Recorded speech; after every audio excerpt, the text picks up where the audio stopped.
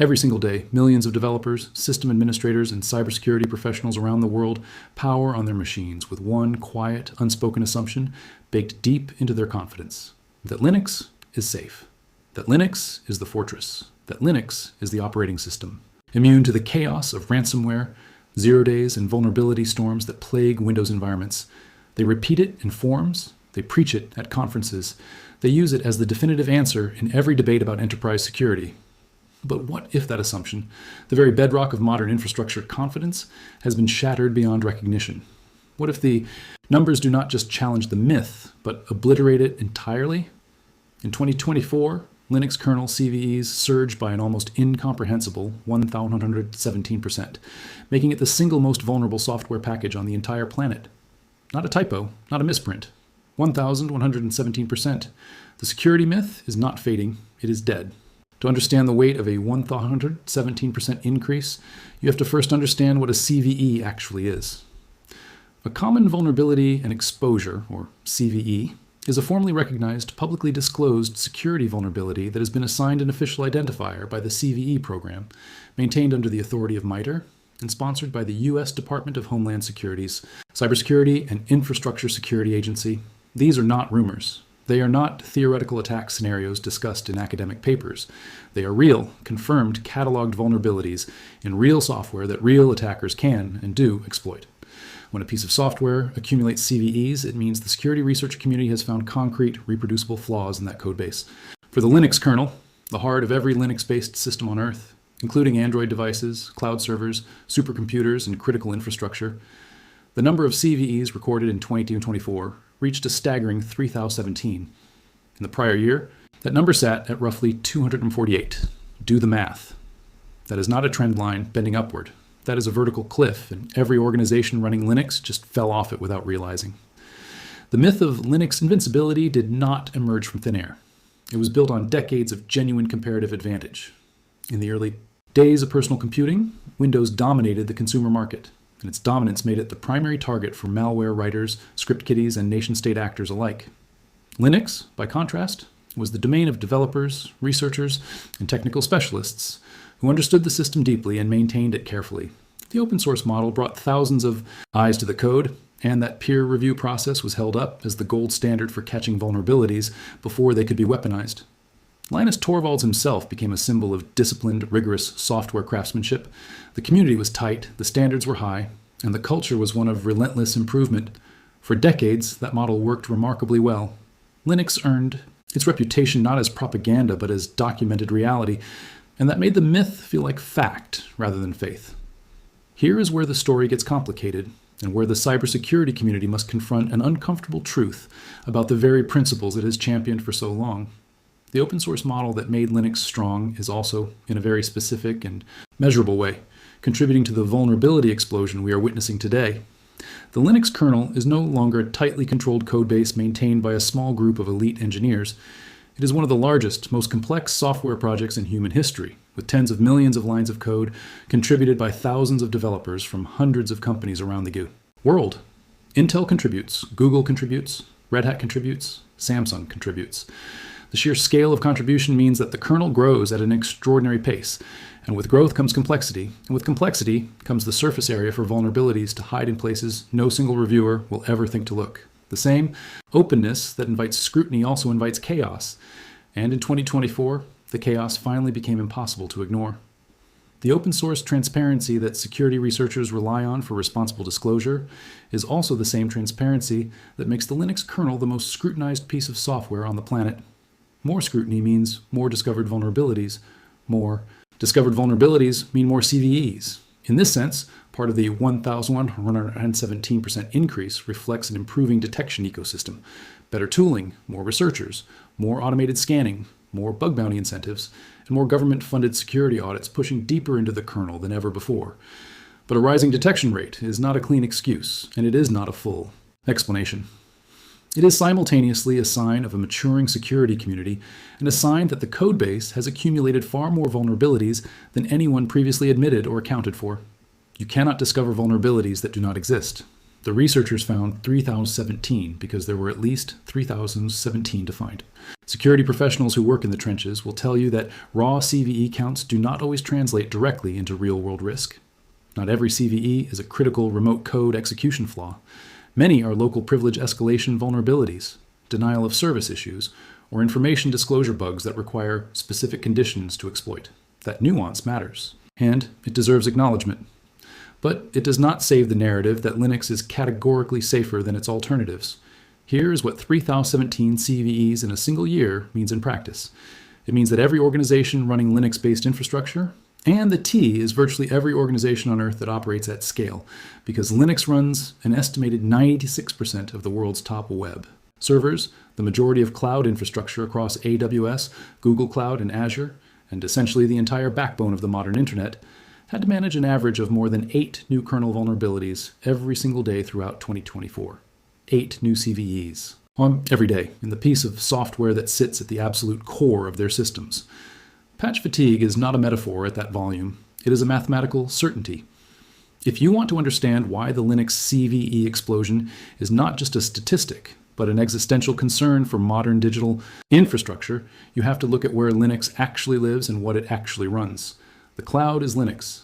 Every major cloud provider, Amazon Web Services, Microsoft Azure, Google Cloud Platform, Oracle Cloud, and every hyperscaler in between runs its compute infrastructure on Linux kernels. When you spin up a virtual machine on AWS, you are running Linux. When you deploy a Kubernetes cluster on Google Cloud, you are running Linux. When you push a containerized application through a CI/CD pipeline on any modern DevOps platform, the container runtime beneath it is almost certainly sitting on a Linux kernel. This is not an edge case. This is the entire architecture of the modern cloud economy, and the kernel that underpins all of it had 3,017 documented vulnerabilities in 2024 alone. The implications for cloud security posture are severe, and they are not being discussed loudly enough in the places where decisions about infrastructure get made. In a shared infrastructure environment, a kernel-level vulnerability is not just a threat to a single machine. It is a potential threat to the hypervisor layer, to neighboring virtual machines, to the entire tenancy model that cloud security is architecturally built upon. Kernel exploits that enable container escapes, where an attacker breaks out of an isolated container environment and gains access to the underlying host system, are among the most feared and most consequential attack vectors in modern cloud security. The frequency with which such vulnerabilities appeared in the Linux kernel in 2024 should have generated far more alarm than it did in mainstream security discourse, and the relative silence from the industry is itself a symptom of how deeply the myth of Linux safety has been internalized by the people whose job it is to question exactly these kinds of assumptions. Any serious analysis of the Linux CVE surge must also acknowledge the geopolitical dimension that increasingly shapes the cybersecurity landscape in ways that no CVE database fully captures.